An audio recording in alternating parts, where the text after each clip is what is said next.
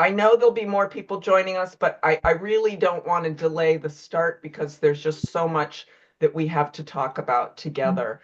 Um, so if you would just allow me a few minutes, I'll really only take a few minutes to welcome you all.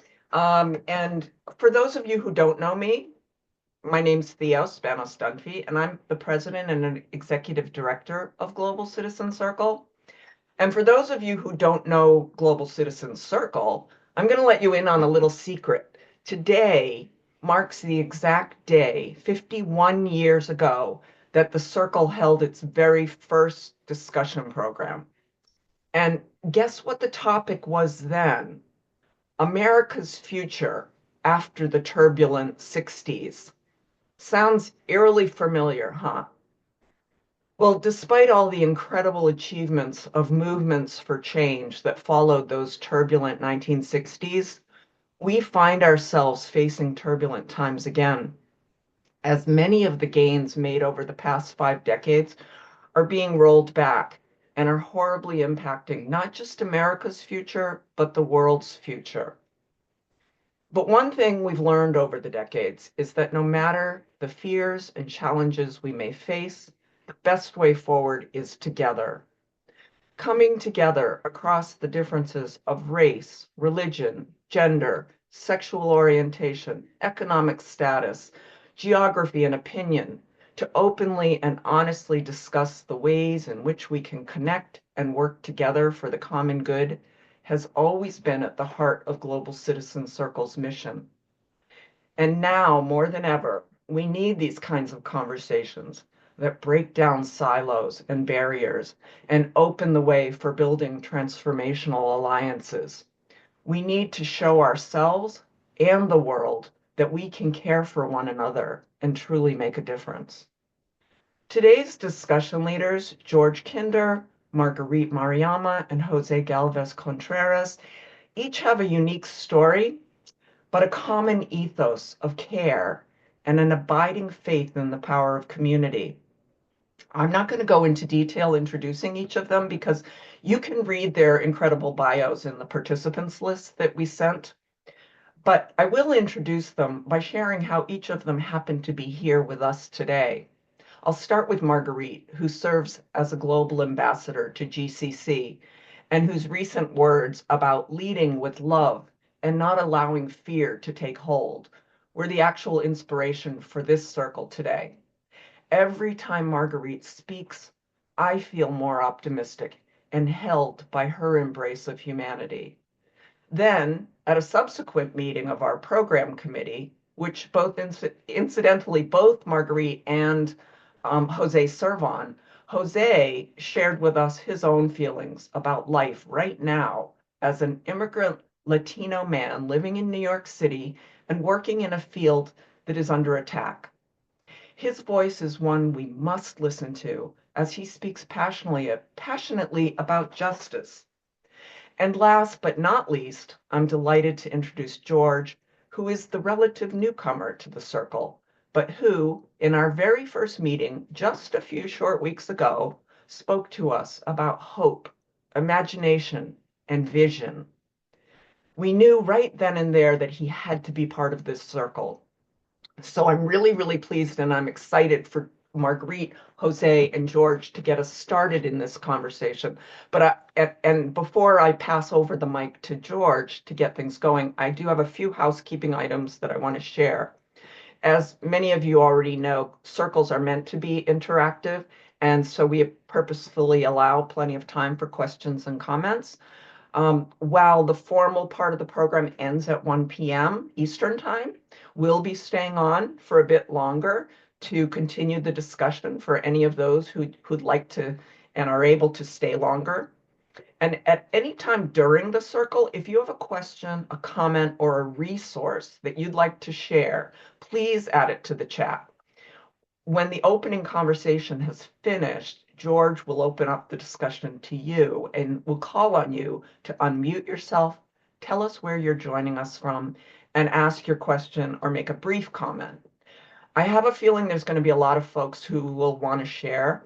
and that we may not get to everyone in the next hour, but please know that we'll be sending a link to the recording of this program as well as highlights from the chat to everyone in the next few days. So without taking any more time, I'm going to turn things over to George to set the stage and get us started. Thank you. Thank you, Theo. Just really briefly, the title of this gathering is Uniting in the Face of Fear, and then Building Transformative Alliances.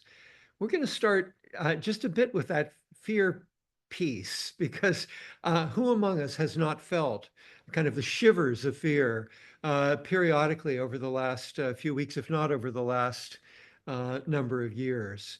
And I think it's worthwhile just paying attention to that briefly and understanding what that is and how it feels. The executive in chief has talked about power, the nature of power. What is the nature of power? He was asked a number of years ago, and he said the nature of power is fear. So it's not surprising that we feel, even if we're not in the marginalized population, we feel bullied in some way, and we feel the threat of losing what has been dear to us, whether it's been the rights, the civil rights that have been built over time, the rights of women, the feeling that we had an environmental movement that was actually going to make a difference and make the earth really healthy and sustainable again. And now that this fear that we might in fact lose democracy. And that the truth, which is without the truth, there's no way we can have a democracy. And the sense that truth itself is jeopardized by very powerful forces. So what was stunning to me, that my wife Kathy and I, the other day, was we were with a friend who is not among any of the groups that you would think would be terrified. And he said, I'm really scared of saying anything at all. I'm scared of saying anything to my friends. I'm scared of saying anything online. Um, I don't know what the powers that be could do, what they could take from me, but I see them taking from so many other places that feel so important. So I want to set that context. And of course, the second part of this is building transformative alliances. And that's what we are, right? That's why we're here. We are a transformative alliance. And I feel so lucky and so blessed to have been called into this group. But the face of fear. So I want to pose a question for Marguerite and Jose, and maybe Marguerite first. And the question is, what is an example of your own experience of overcoming fear and finding strength through community and an expansive or inclusive mindset? Marguerite, you're on mute, my dear. There we go. Are we good now? Yeah, good. Okay, good morning, my Global Citizen Circle family and the other members of our beloved human family on this Zoom. Thank you so much, Theo, and thank you, George. Well, I'll start with this. History is my teacher. And the African symbol on the screen of the Sankofa bird represents the importance of reaching back into the past and bringing knowledge forward to ensure a positive progress. So those gems of knowledge, which include ways of knowing, are represented by a bird by the egg in the mouth of the bird. And Sankofa really encourages us to learn the wisdom from the successes and also the failures of past generations. And it's our need to pass those on and to share them with future generations so that they can make a difference, so that they can make changes that are positive. And so in this talk, for my 5 minutes or so, I'm going to provide you with an overview of how the United States of America arrived at this moment in history where we're more divided than ever. And per your question, George, to understand myself and build my inner muscularity, I had to purge my contemporary and historical trauma. I had to research and I had to learn lessons. And I learned that my history in human form began on the African continent more than 300,000 years ago, not the 500-year-old myth that I grew up with that started with the period of enslavement. And what I also learned is that I am a spirit having a human experience embedded in joy and love, and I accept nothing less. I also learned that the fear and confusion of this moment springs from a history with roots in that tired and old, but effective divide and conquer strategy that has been employed since this country's beginnings by the early robber barons and now corrupt oligarchs and technocrats. That's where we are. Our country has been shaken to its core by those who do not agree with the democratic principles underlying the idea of inclusion. And there were two other times in history that provide insights and guidance on how to navigate this moment. Theo mentioned one of them, that was the civil rights movement. But the first one, uh, and I'm going to use a term that was coined by author James Baldwin. It was a backlash, and it occurred after the period of enslavement and the reconstruction of the country from 1865 through 1877. And it brought about heinous Jim Crow laws and the rampant killing and lynchings of Black people with impunity. And they used propagandistic tools during that period. And they included newspaper articles and flyers and pseudoscience and reinterpretations of the Bible and art. For example, President Woodrow Wilson screened in the White House the D.W. Griffith movie, Birth of a Nation in 1915. And it was an egregious attack on Black humanity, and it justified the subjugation and exploitation of Black people. And the second after times occurred after the civil rights movement, when leaders and dissidents were jailed, assassinated, or disenfranchised in other ways for demanding full human rights.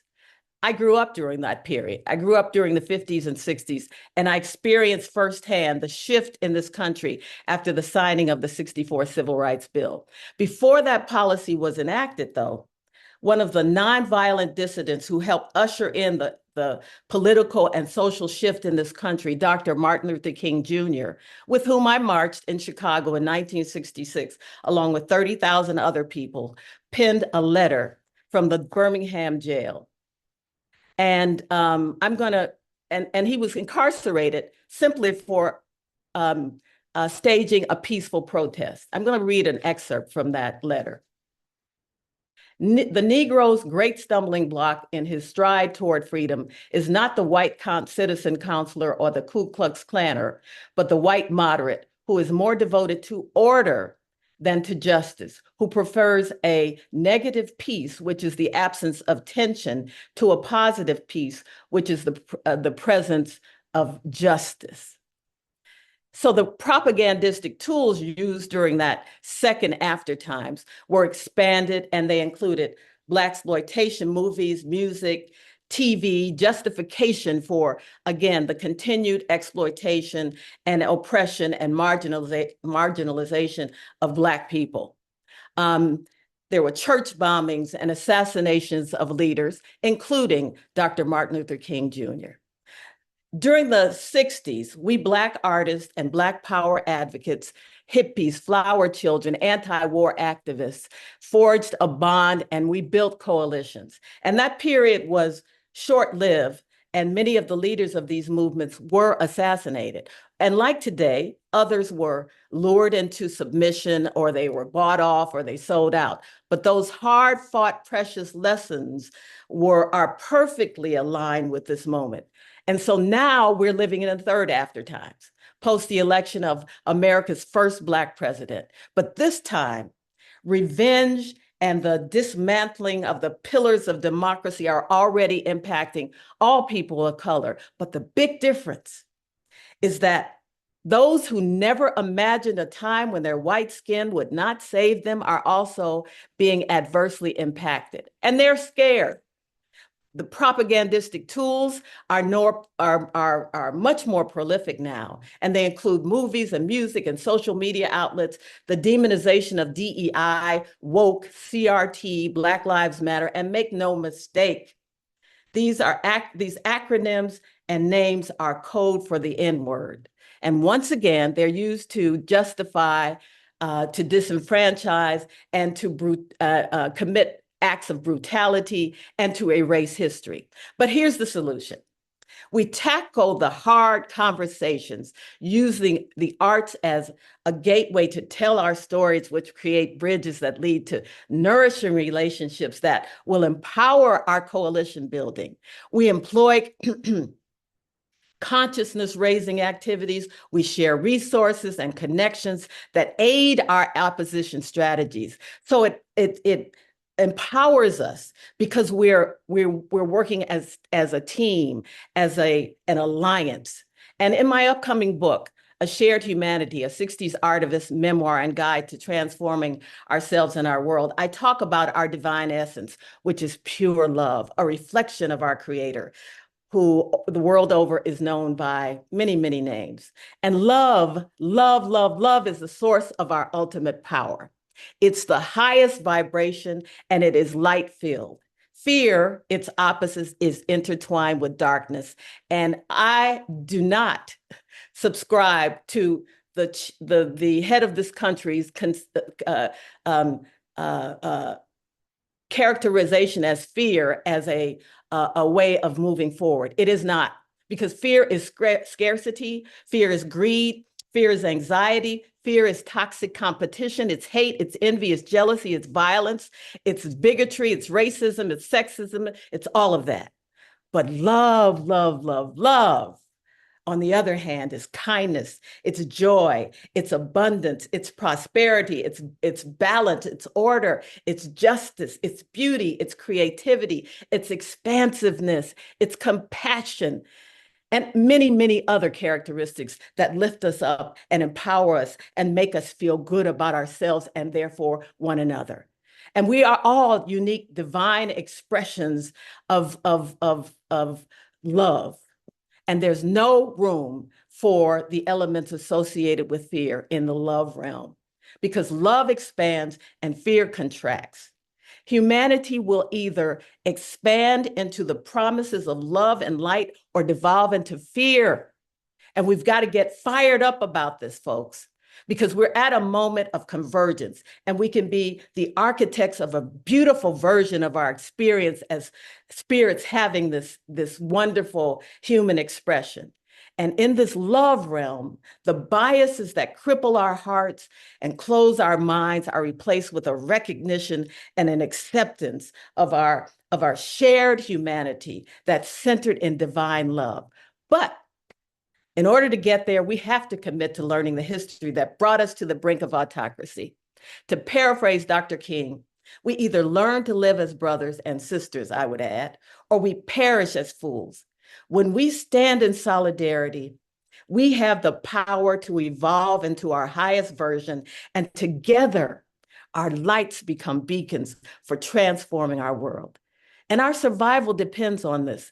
It's dependent upon this reawakening so that we can bring our brothers and sisters who are afraid into the fold and give them permission to shine their lights as well. Woo! Wow, beautiful. Bravo. How inspiring, my goodness. Really a thrill to hear both sides of this, the darkness and the history, and then coming into love and into light. We want to hear more from you, Marguerite, but first we're going to go to Jose and see what he would say to this question of what is an example of your own experience of overcoming fear and finding strength through community and an expansive, inclusive mindset. Jose. Hi, everyone, and thank you so much, George, for moderating this panel or this discussion in Circle, and for Global Citizen Circle for taking me into consideration to be part of this community today, and to Marguerite for your wisdom and your passion and the love that you inspire me with your words and actions every day. So thank you. to all of you. And to answer this question, something that I was thinking about before coming to this discussion today is that fear is part of the natural, is a natural part of the human experience. And I think that many of us do experience fear in so many ways. But it is also very fascinating to consider that without fear, we wouldn't have the opportunity to feel hope. And it is important to, at least for me and for us to face our fears because this is what ignites action. And not just for ourselves, but as Marguerite was saying, for our entire community, because it allows us to become shining beacons of hope for others who may be facing or who will be facing similar challenges as we have gone through. At a personal level, so I am a Latino man. I grew up in La Ceiba, Honduras, which is a beautiful, beautiful country in Central America. And my experience growing up was very enriching for me because I was raised by a political family. My mother was one of the first congresswomen in our region, and she was always wholeheartedly advocating for rights of women, rights of children, adolescents. And from a very young age, I learned the power of advocacy and the challenges that come with it as well, and especially by being, as a family, scrutinized by the public eye. And and even though my family, faced unfair criticisms many times, like those experiences was what taught me a valuable lesson about what it meant to be misunderstood from a very young age. So living in a culture that emphasized traditional masculinity, or what we call machismo, and this is like part of the historical piece of like who we are, where we come from, right? Like this machismo is embedded for centuries in Latin American culture and many cultures around the world. But I did found myself like grappling with unique fear because I was simply quite different. We're all different. We're all unique. We're all special in our own way. But I didn't find myself within a society that was always judging me for being a young boy who was very emotionally in tune with himself. I found myself being bullied, called hurtful names, which I didn't understood where this was coming from. And while I didn't have the words to fully express who I was, I felt I felt very deep down inside me that I didn't fit the norms and the rigid norms that were surrounding me as a human being. So that fear, did take root inside me, leaving me wonder about my place in this world. Like, do I really fit in this world? Do I belong here?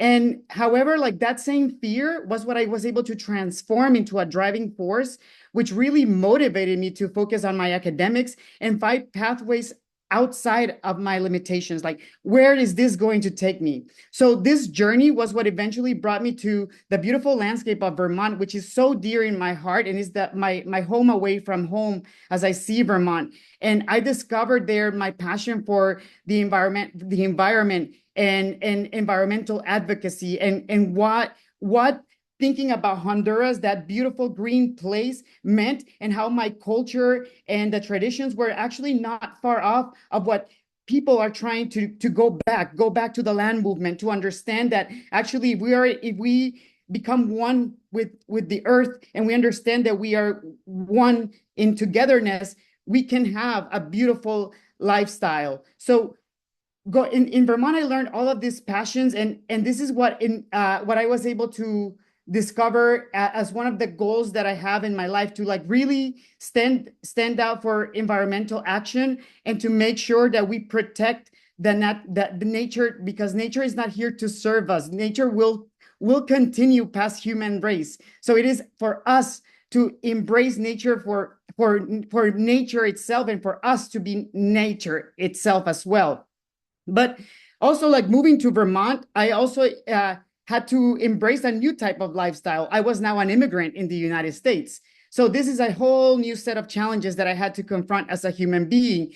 And I was navigating a foreign land. I had to prove my worth. I was aiming to thrive in a place that quickly did become dear to my heart. And here we are today. I am now in New York City. I moved to New York City, and we are in this critical time, in this moment, where now my fears have transformed into another whole level, where I now have to worry about, do I need to be carrying a green card around because will I be profiled because of my skin color, because of the way that I look, because of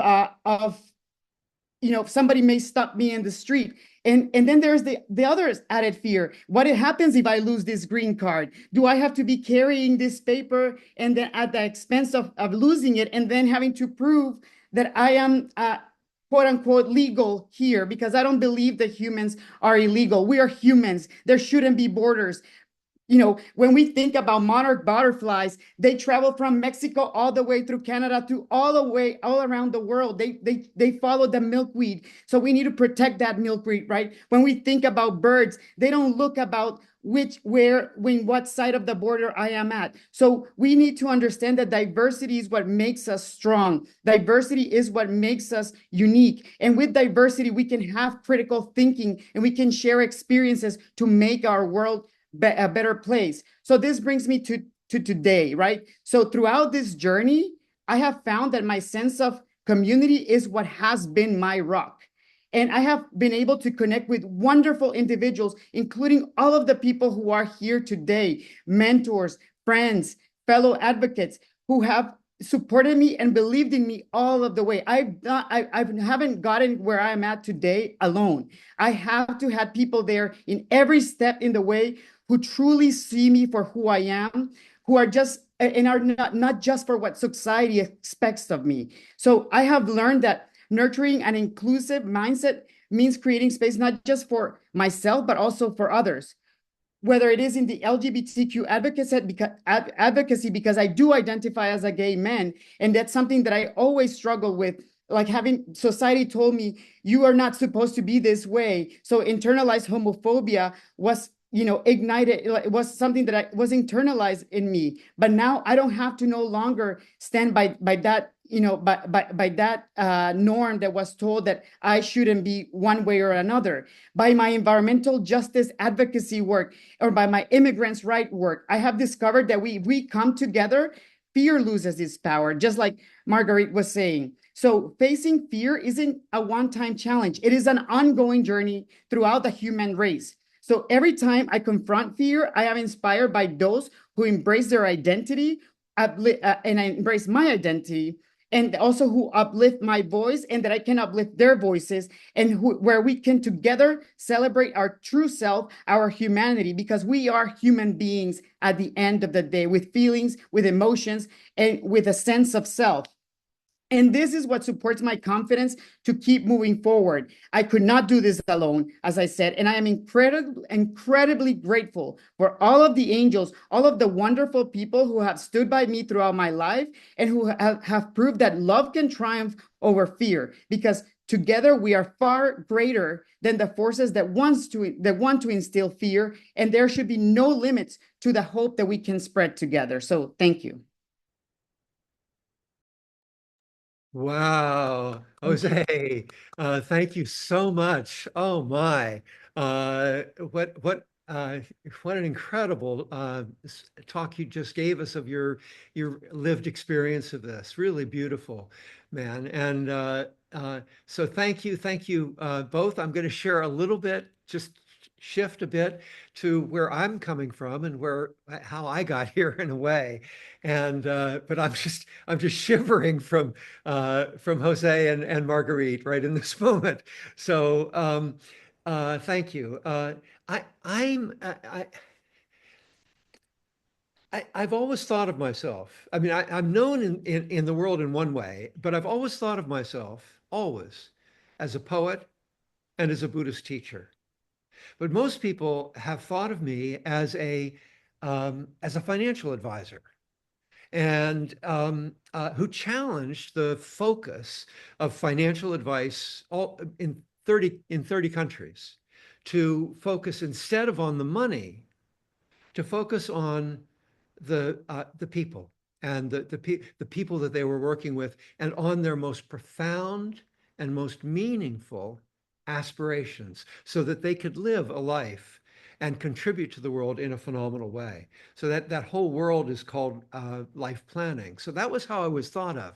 But all along during my career, what I was doing, my secret passion and my legacy, what I thought of as my legacy, were a suite of books, a quintet of books that I worked on for 30 years, books of poetry and photography, putting together for every day of the year a 2-page spread of poetry and photography that was reflective on this pond that I lived on. It's an 80-acre pond, um, uh, and that covered every season, every day, as I said. And so that was, I felt that was my legacy. It was really, I felt more like I was an environmentalist. I can really identify, Jose, when you talk about Vermont and the love for the green up there and for your home, where you came from. The As that work finished, I didn't know exactly where I was going, and I thought I was kind of retiring. And then the banking crisis came along, and of course this threat to everything we hold dear, everything that I've grown up with. I also grew up, Marguerite, in the 50s and the 60s, and felt like, you know, what is happening here? Felt the movements, felt some of the peace, um, and and certainly the passion for making a great world. So I got greatly concerned with these two themes: the banking crisis and the movement to autocracy. And what I did, I felt that we weren't, Marguerite talks so beautifully about the the propagandistic tools. I love it, and I felt that somehow we weren't polarized, that people really weren't polarized, and I had the privilege of being on a speaking tour that was global. And so I decided that I would ask everywhere I went, I would hold what I called a golden civilization conversation. That's GCC, which now we're at the global citizen circle. How wonderful is that? But so I asked all over the world, I said, what would it be like if we actually had arrived at a golden civilization? Well, imagine it's 200 years, a couple thousand years, is it 20 years? What is it? But what would it be like? What would it feel like? Strip your mind of all your skepticism, all your cynicism. What would it actually feel like? I went to rich countries, I went to poor. I went to democracies, I went to autocracies. I went to Hong Kong when the kids were carrying the umbrellas and spoke to them in the streets. I Everywhere I went, every conversation had the same conclusion. People wanted the same thing. They didn't want what we've got. The last thing they wanted was propagandistic tools manipulating who they were. So they wanted the truth. They wanted to know that when they heard something, it was the truth. They wanted trustworthy institutions. They wanted kindness. They wanted an end to this enormous inequity that we find in the world today. They wanted the basics of food and shelter and healthcare for everybody. They wanted an end to racism, an end to bigotry. They wanted they wanted an end to corruption everywhere. They wanted an end to war. They wanted democracy, believe it or not, even in the autocratic countries, everywhere I went. Except occasionally in those audiences, some voice would come out of that audience and say, you can't speak about this here, right? And we're feeling that today, aren't we? We're feeling that's the fear that we're talking about. Everywhere I went, they wanted the same thing. So I thought, I wrote a couple of books about it. One of them is called A Golden Civilization and the Map of Mindfulness. And the one that I just wrote is The Three Domains of Freedom, really talking about freedom. But I thought about this, this explosion. Here we are, we're talking from all over the world. I mean, it looked like there were 20 or 25 countries on the list of people that Theo and Phoebe sent out to me. I mean, it's just astonishing. We're talking from all over the world. So we've had these amazing privileges of civilization and the delights of it in many ways. But I was thinking, I'd minored in economics in college, and I put on my economic hat because I was going, how is it that we're not delivering to the people what it is that they want? If they want the same thing everywhere, why don't we just give it to them? And I put on I put on my hat, this economics hat, and I thought about this 250 years of explosive growth.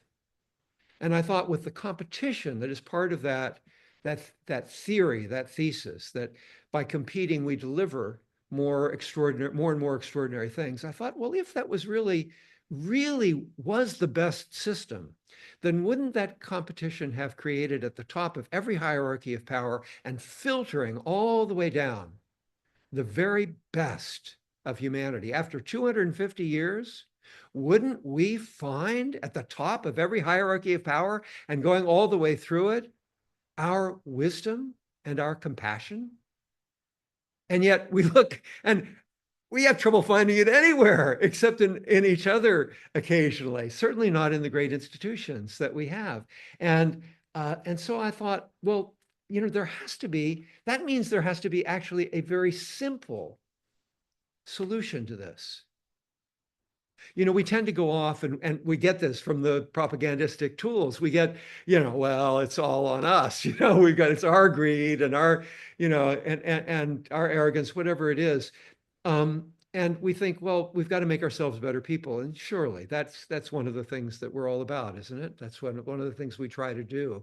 And one of the great teachings of Marguerite and Jose talking about love and kindness. But what I realized from this economic hat that I was wearing is not a single one of those institutions out there in the world was modeling, compassion and wisdom all the way through. Well, how come? And I thought, what if we just shifted the rules, just tweaked the rules at the very base of the origin of every institution that we find in the world?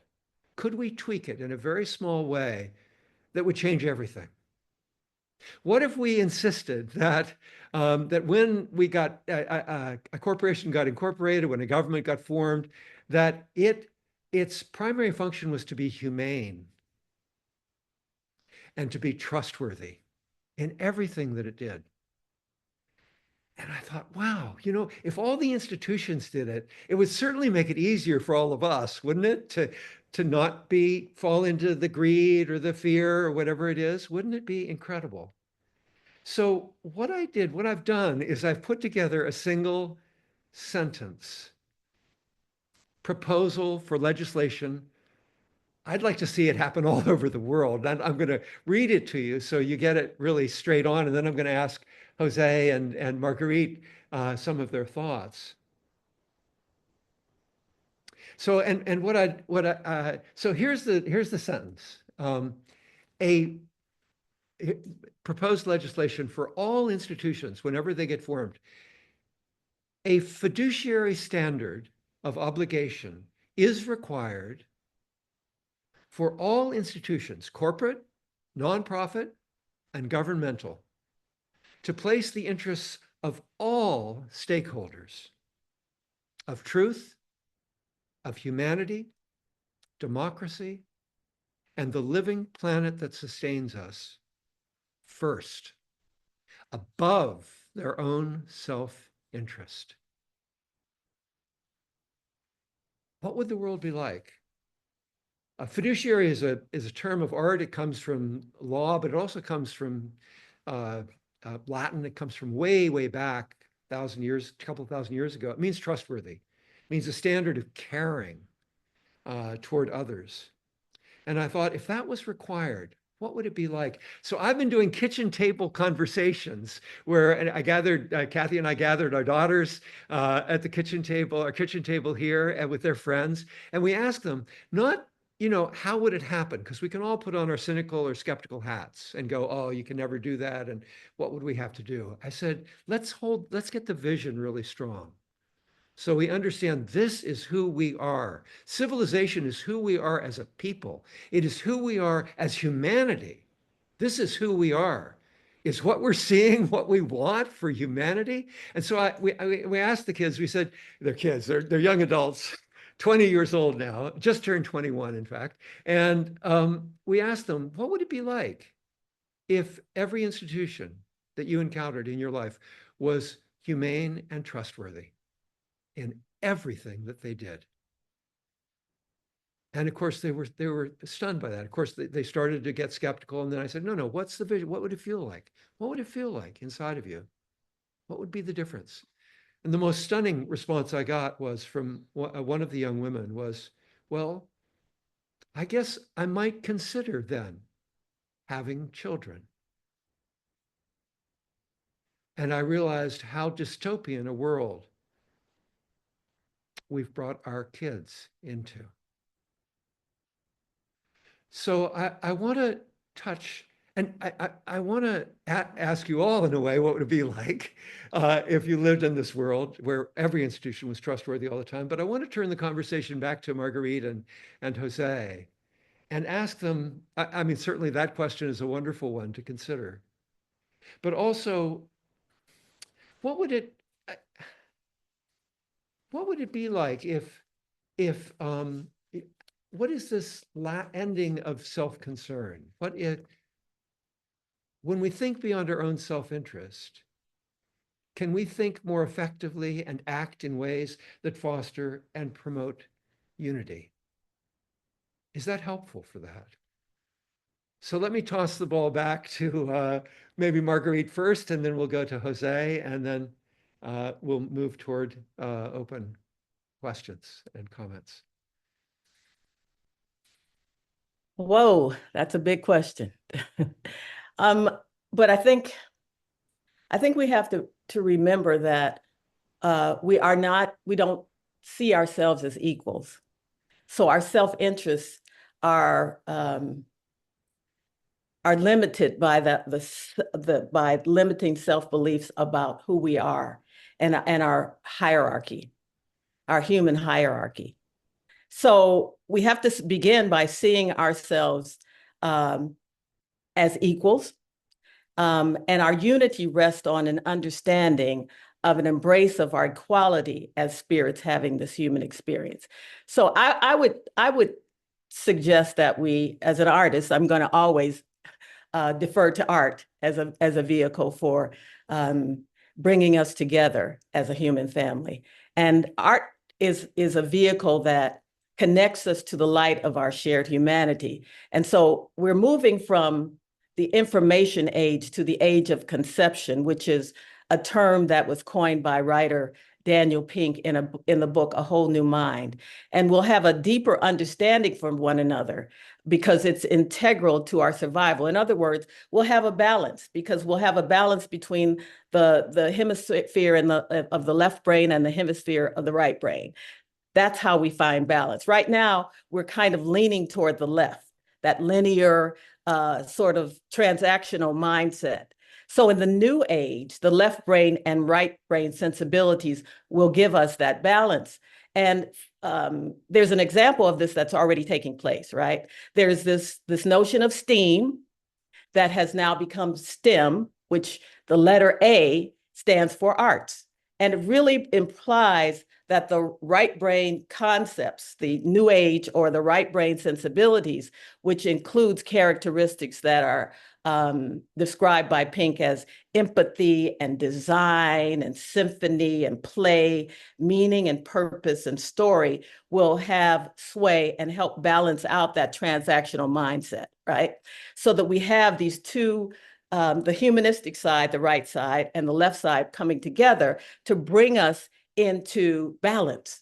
So in a world where the interaction with technology has replaced our social and emotional connections with one another, these artistic sensibilities help restore our sense of humanity and educate us about our interconnectedness. And here's the good news. The business sector has also taken notice of these conceptual age, right brain artistically derived elements. And it sees those elements as a way to achieve a more balanced approach to, of course, their profit goals.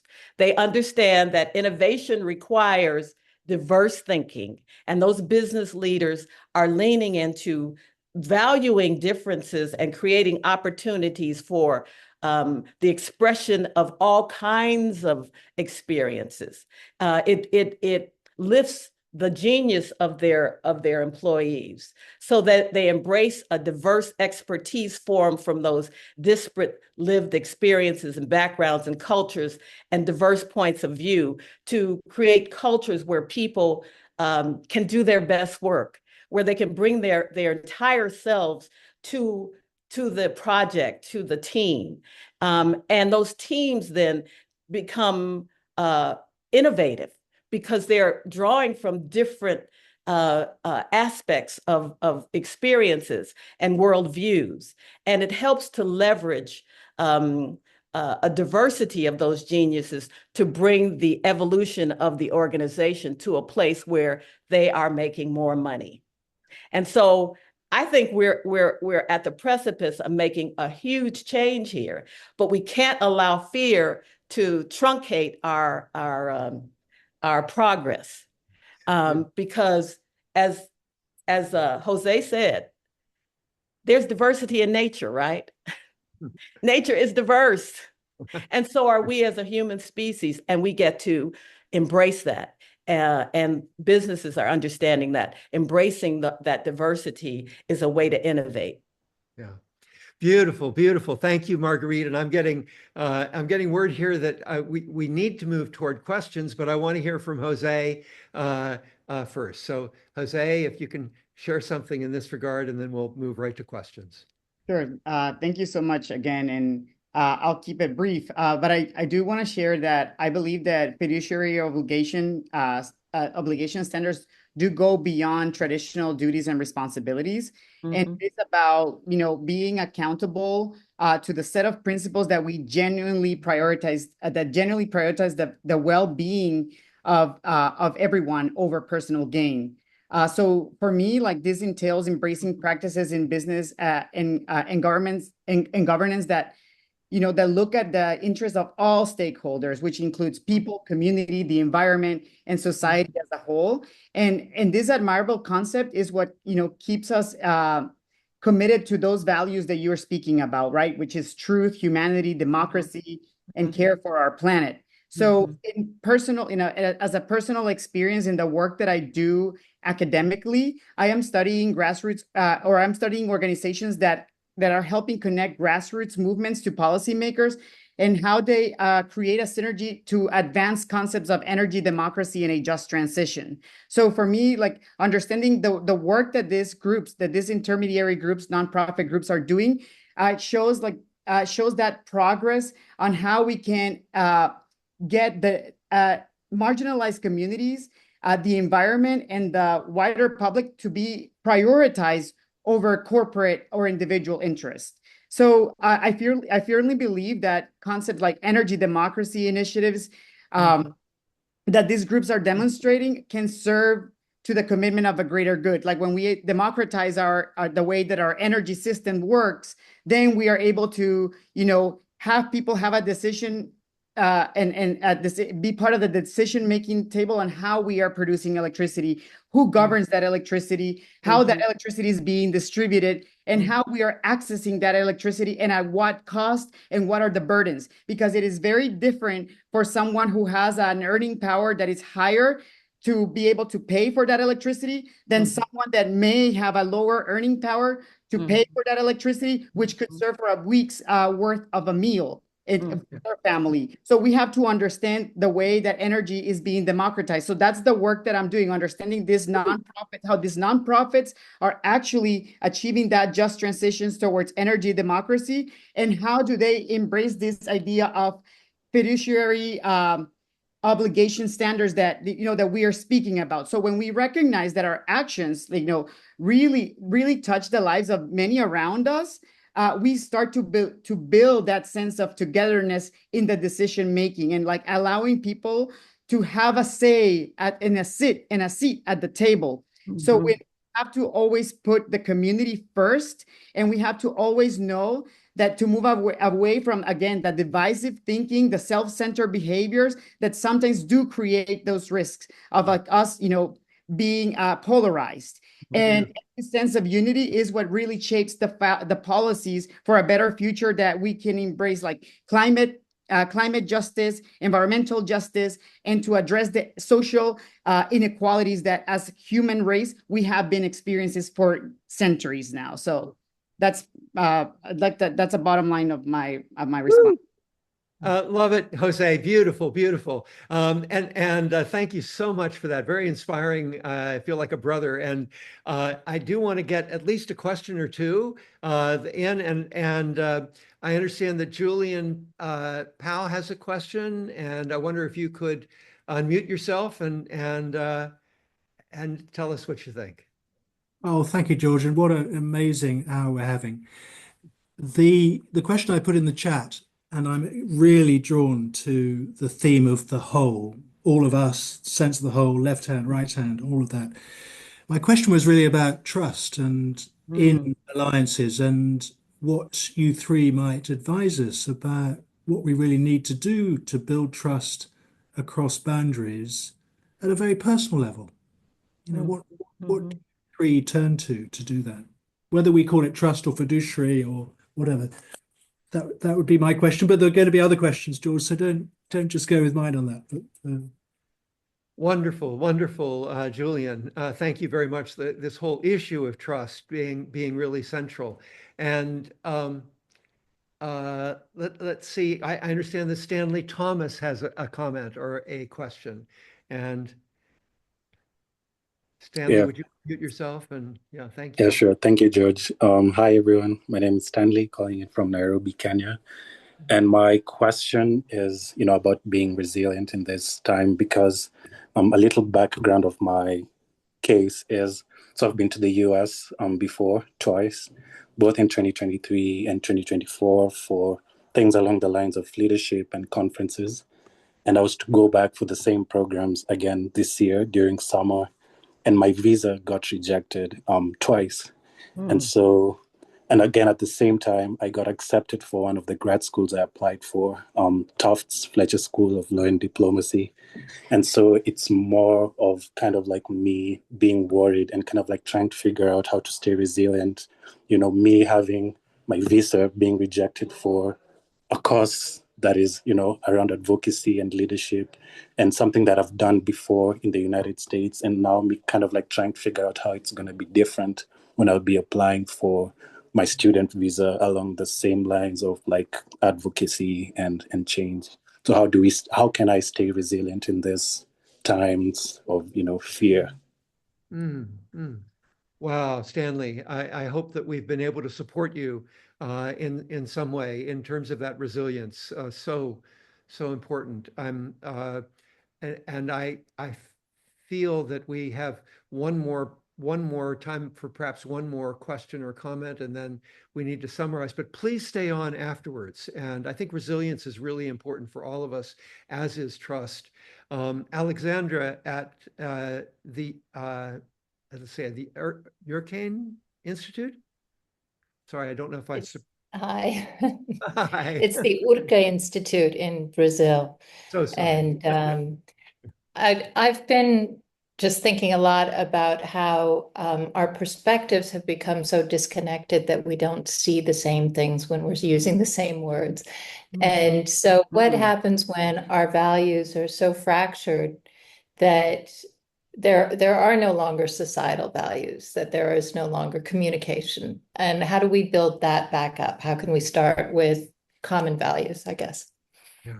Oh, that's such a beautiful question, and I think really important. It's part of the reason that I have truth in the as one of the fiduciary responsibilities for all institutions, because you can't do it without truth. Um, and I am eager for us to have a further conversation about it all and hear more. I'm hearing so much. I mean, there's the trouble that the fear that a number of you are facing right now. We're all facing in various ways. Some of it us more distant from it, some of us more immediate to it. And the power of love, the power of institutional change, our commitment to join together and gather together. And I hope that this is one of those communities of transformation and that we continue to make it so.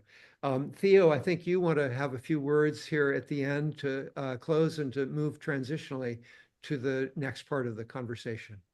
Yes, yes. Thank you. Thank you, George. Thank you, Marguerite. Thank you, Jose. And thank you to all of you who had questions and the comments that were put in the chat. Everything.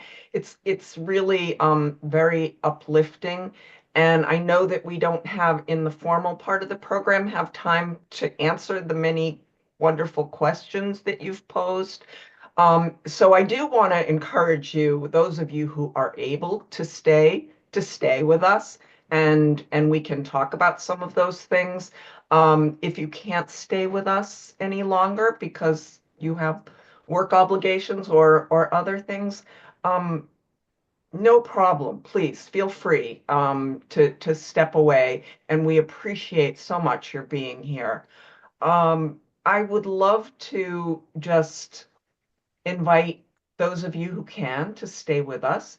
And maybe we can hear from Marguerite and Jose in response to some of, one or two or whatever of the questions that you heard from the various folks who asked them.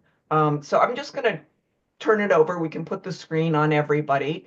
And Marguerite, I see that you're raising your hand, so you probably Yeah. have something to offer right away.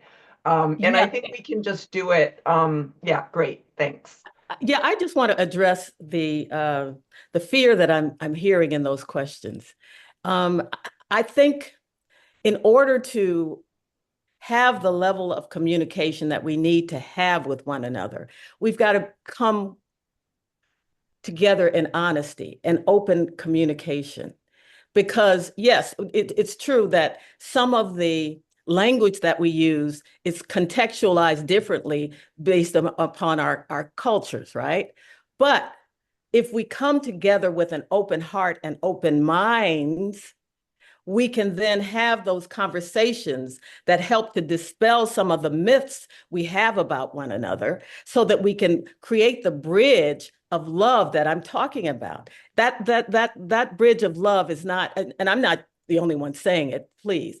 There are many people who are talking about this, who live in the light and who understand how important this moment is, and that we are at the precipice of choosing darkness over light. If you move into the area of light, there is much more stability there than there is in darkness, because darkness contracts.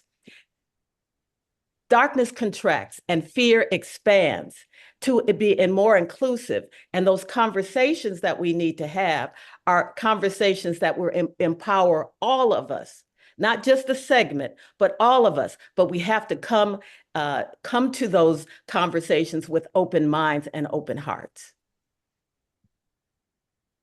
Thank you, Marguerite. I also wanted to quickly add that in order for, like to answer the first question is like, how do we create a collective that it's, where we can find people who are willing to join us? I think that the first step is to first be ourselves and to embrace our individuality and to share, ourselves. Like being vulnerable is actually a strength.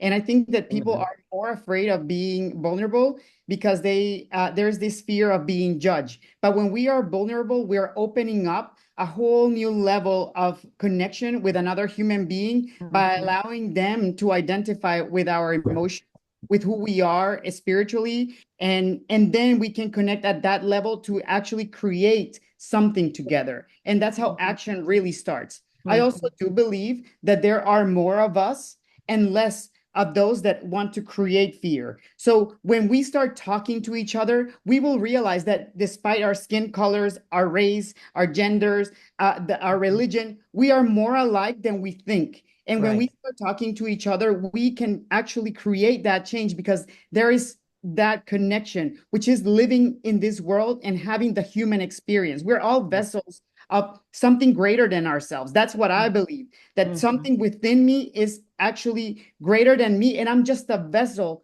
of that, universal consciousness, that we all carry within. Something greater than us exist within that actually can make us, that the purpose in human life is to connect back, in my opinion, my humble opinion, is to connect back to that creator, to go back to that essence, which we are all one. And that's what I think that, can bring us into that level of connection where we can create something to take action to overcome the fears that has been imposed on us by societal norms. And then just to add to Stanley, I've experienced the same situation, like on a personal level. I've gone through what you've had experienced. I came to this country as a student. I ended up moving to a work visa. Then I transferred back to a student visa. Now I'm back on a work visa. And now I am a green card holder, which shows resiliency. I never stopped. So I encourage you to never stop and to lean in your community, because when you lean in your community, you will find that there are more people out there that are willing and want to be asked for help, and they will help. So it is all about when you're going through this legal paperwork, which is immigration paperwork, you have to go through the motions. But going through the motions means that you have to figure out step by step, what is it exactly that they are asking from you?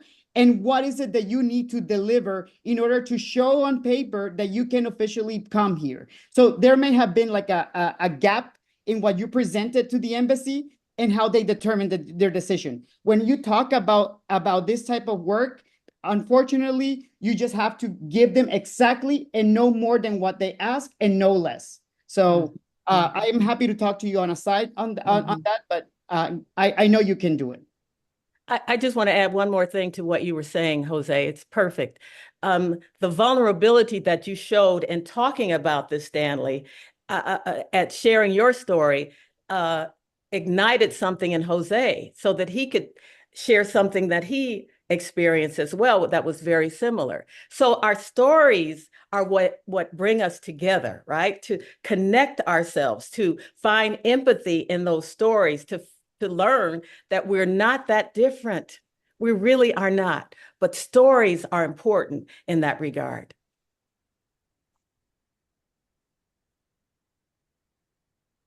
Thank you. Thank you both. I'm seeing that there's a question from David Block.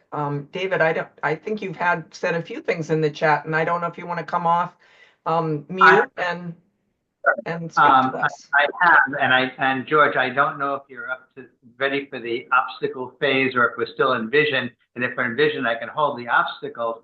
But one thing that I know from experience from back in the Bush administration is that we would say, well, you're not allowed to torture. And they'd say, okay, well, waterboarding then is not torture.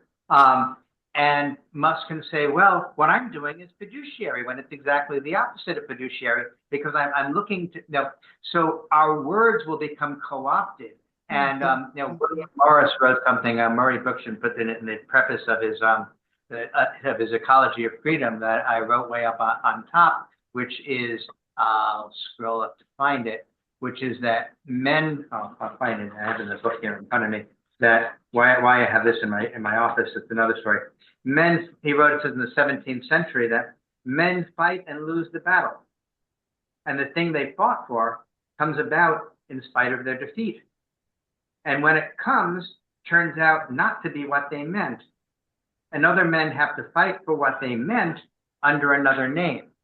So words get co-opted to mean something other than what we meant them to be. Fiduciary is going to be co-opted. We're going to end up having to find another word for it and fight under that other word. But when, so how do we work this so that our word and what we mean when we say it doesn't get co-opted? Oh, we're doing that. We're we're using Doge and we're creating fiduciary. No, they're not. But how do we stop that from being co-opted?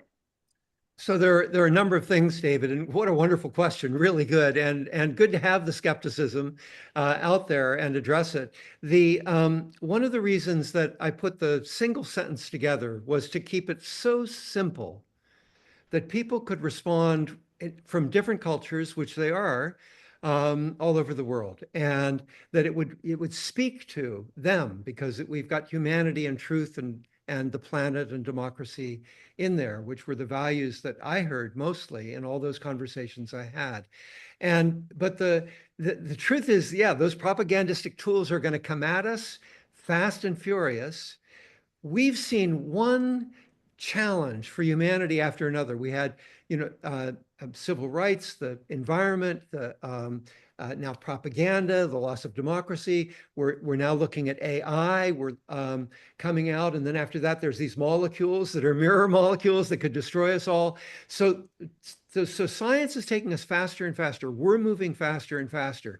If we don't have something that addresses all of it, we're going to be spun this way and that way, both by the propagandistic tools, as Marguerite has coined the term, but also by just by the pace of history.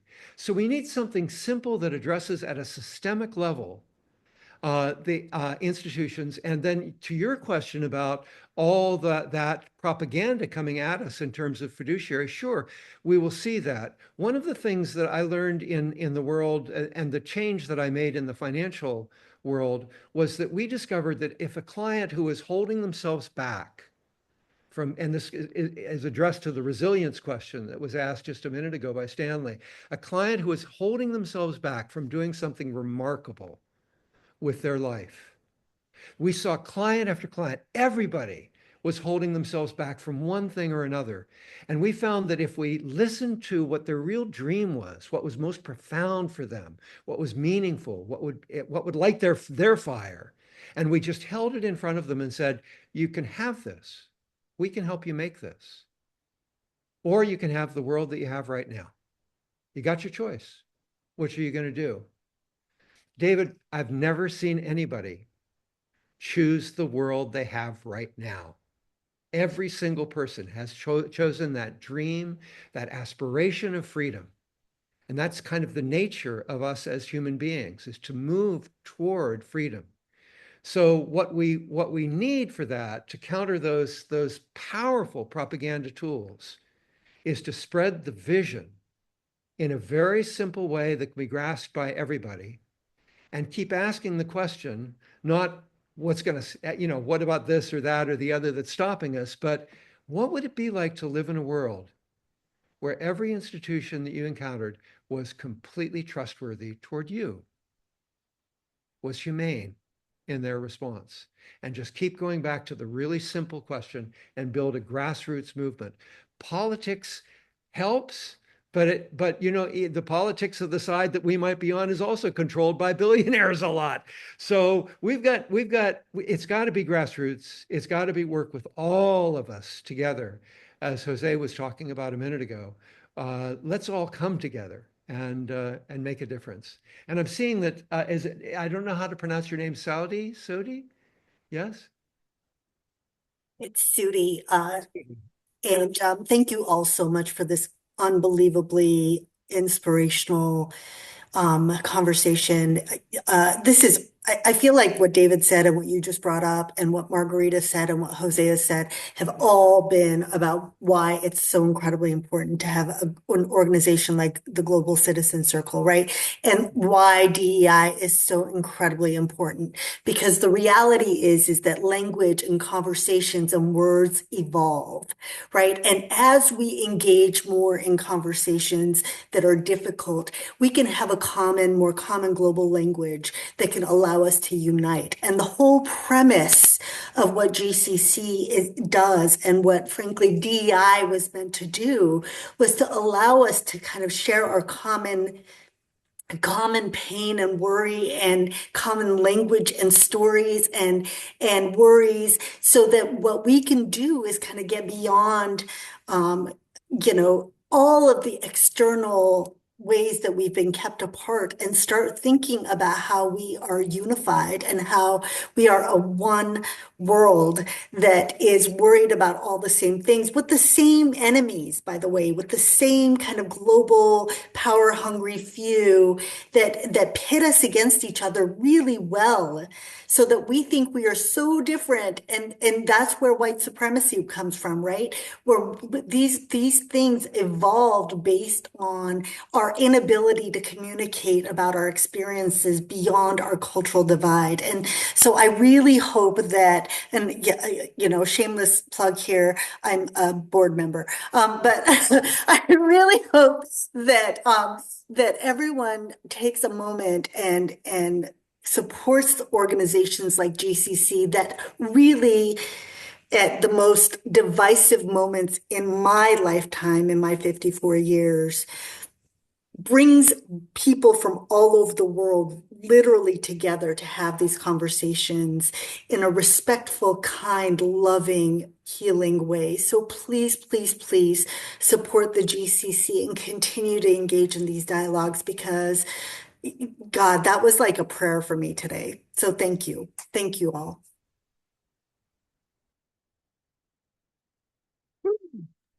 Beautiful, beautiful. Thank you so much, and couldn't agree more. And I saw that Lynn May had her. Yes. Yes, we'd love to hear from you, Lynn. Well, You hello. haven't seen you in a long time, so I know, welcome. I know. I'm trying to unmute myself. I should be fine. You're good. I am delighted to be with you. This has been so inspiring. And I echo what the last speaker said about the importance of this organization. Nadine, Jerry, and I go back, what, a half century to the New England Circle, Jerry? Very long time. I want to tell you what my daughter is doing today, and I may cry while we are having this inspiring conversation. She is the communications director for the School of Humanities for the largest university in Georgia, the largest public university. On Monday, she got a memo from the Department of Education Civil Rights Division that was right out of Orwell's playbook.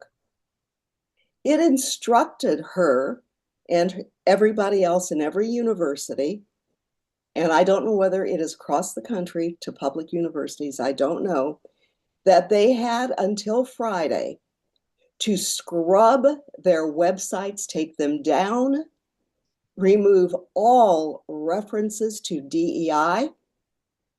They must change the titles of any professor, associate professor, or anyone else, or any club that has the word Black in it, that has any other racial term. They cannot change the name, and that's very explicit in this document. And the first sentence of the document, you would agree with. It says, we don't believe in discrimination of any kind. And unless you understand systemic racism in America, you would read that sentence and say, wow, that's a great sentence. But you keep reading, and my guess is that the document was written probably by the Heritage Foundation. You can see as you read the document, it becomes more and more emotional. And it ends with guidance to people like my daughter to turn in, there's a phone number, anybody who does not comply. It has to be attested to by the dean of the department. So I love what we're talking about. I believe in love too, but I want us to be anchored in reality in this moment and understand how systematic this group is in dismantling what we all believe in and have benefited from and embrace. We are just beginning this fight. So we need this organization. We need each other, but we also need to figure out how we respond, how we can be strategic. My child's heart is breaking. Grief, I would add to love. Thank you. Thank you. Thank you, Lynn. And I feel for your daughter and all of everyone who's getting those kinds of messages right now, and they're everywhere. So thank you for sharing that with us. I really appreciate it. And it looks like Jose wants to comment on that. I don't know if it on that specifically, but go ahead, Jose. Thanks, Theo, and thanks, Lynn, for your remarks and for sharing what your daughter is experiencing. And I'm sure that a lot of other people are experiencing the same, across the nation. And it's sad and disheartening to hear. But I will say that you're right. We have to be anchored in reality, and the reality right now is that there is a lot of the system right now is turning upside down because the government or the people who are governing today are not the kind of people that we could think are are speaking our language of love.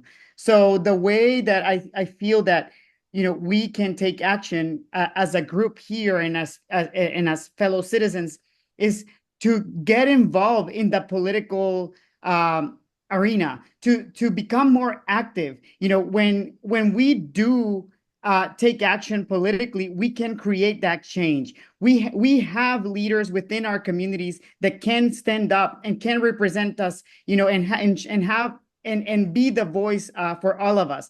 And I'm sure that people like your daughter are leaders among their community. So those leaders have to emerge from within. And a perfect example, this is not here nor there about the specific person, but when AOC was running for Congress, she was working as a bartender by the New School, which is where I'm doing my PhD program. I was going back to Honduras to start to also run a political campaign myself and support the political activism. I remember I went to eat some tacos at the bar that AOC was working, and I shared with her my experience. She doesn't probably remember me, but I remember I shared my experience of what I was doing in Honduras, and she said, "Oh, really? I'm actually doing the same." And then she pulled these tennis shoes and said, like, every day after I get out of work, I go and knock on every single door. And these are the tennis shoes that I use to knock on those doors. And then I found out, speaking to people, that the way that AOZ's campaign started was by friends and friends getting together in a living room, after young people getting together saying, like, who out of all of us is going to run for Congress? And they thought, you're the most well-spoken of out of all of us, so maybe you should be the one running on our behalf. So my colleague who was in the PhD program, or still in the PhD program working on it, is very good at thinking about policies. So he drafted all the policies that she should be thinking about when she was going to go on public stage, while another friend was a graphic designer and designed all of the faces that she was using in her design work. So this was a campaign that started from the really, really grassroots up.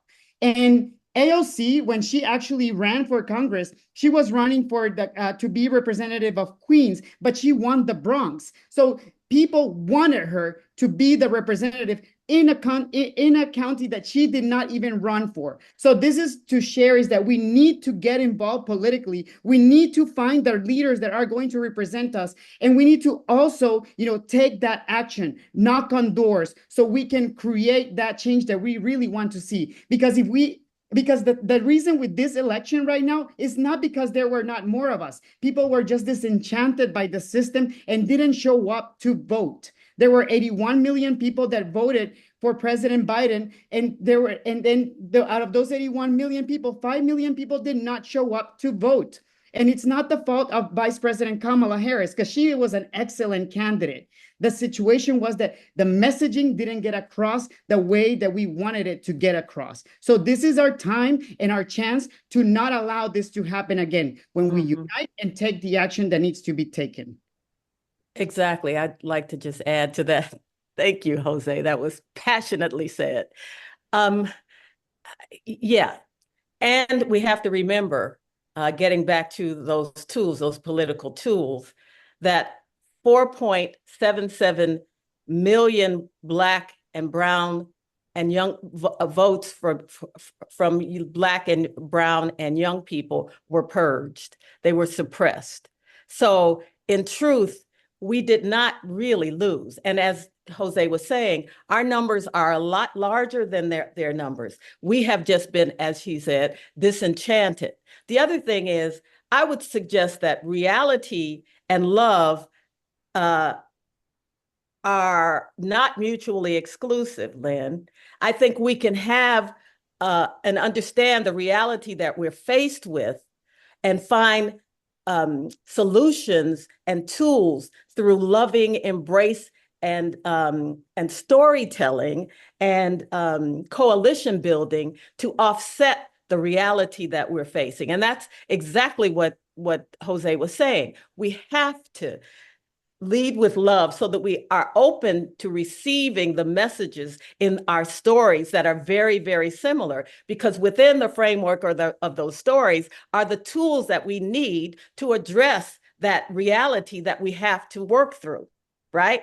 So it's all about being together and telling our stories, coming together and sharing our experiences, our wisdom, so that and I'm just going to use this quote from it's an African proverb that suggests the young can run fast, but the elders know the way. So people have already fashioned tools to offset some of the backlash that your daughter is experiencing, Lynn. So you and your daughter and others just need to find who those people are, tell your story so we can help. Because there are tools, there are ways to offset what's happening right now. I completely agree with you, and I do lean into the love, and it's part of what you do as a parent and as a community member in supporting each other. So absolutely. And I love being an elder. It's great fun. I just didn't think it was going to be this active. Hear, hear. I didn't think I was going to have to put my shoes back on, my boots back on, and get out there and march again. But oh well. But at I least know. this time, but I at said least this time we've essentially got some tools. We've got some exactly. lessons learned, right? I said essentially the same thing. I said, I have leafleted, I've knocked on doors like decades ago. Are we back there? We're back there. We're back there. Well, it's But nice to have such compatriots. yes, absolutely. Well, listen, everyone. And Elizabeth, you're behind the scenes and you're pinning folks, and you've done an awesome job, but you don't have to pin us anymore. We'll just talk in the big group. And I know that I saw Jose had his hand up right at the last moment to comment on, I think, what Marguerite was saying. So Jose, please. Yeah, thank you so much, Theo. And I don't want to take much space because I know there are many more folks that may want to speak. But what I do want to say is that living in Vermont, Vermont is more of an older population, is a growing older population. And I love Vermont because majority of my friends in Vermont were folks that were wanting to carry me through and share their wisdom. So I've learned to develop a lot of mentors within that community, and those mentors and sharing their wisdom is what have guided me to where I am at today. So let's understand this. We have to work this. There has to be a synergy between the young and the elder. We can, in this world, we all coexist together. So the young have to give that energy to the elder to keep moving and keep pushing. But without the lived lives and the experiences that the elder already have, the young cannot find like a guiding north. So we need you. We need folks to inspire us and to teach us how it was before, so we cannot live in the same place today. So we have to create that synergy and work together, because I remember, like, I would say, oh, thank you so much to my elders for helping me. And they were like, no, you don't know. You're helping me more than I am helping you. And I would say, no, you are. And they said, like, you keep me young man. So these are the things that we need to understand, is that we do this together. So the young and the elder do not have to operate in isolation. We operate together to make that change.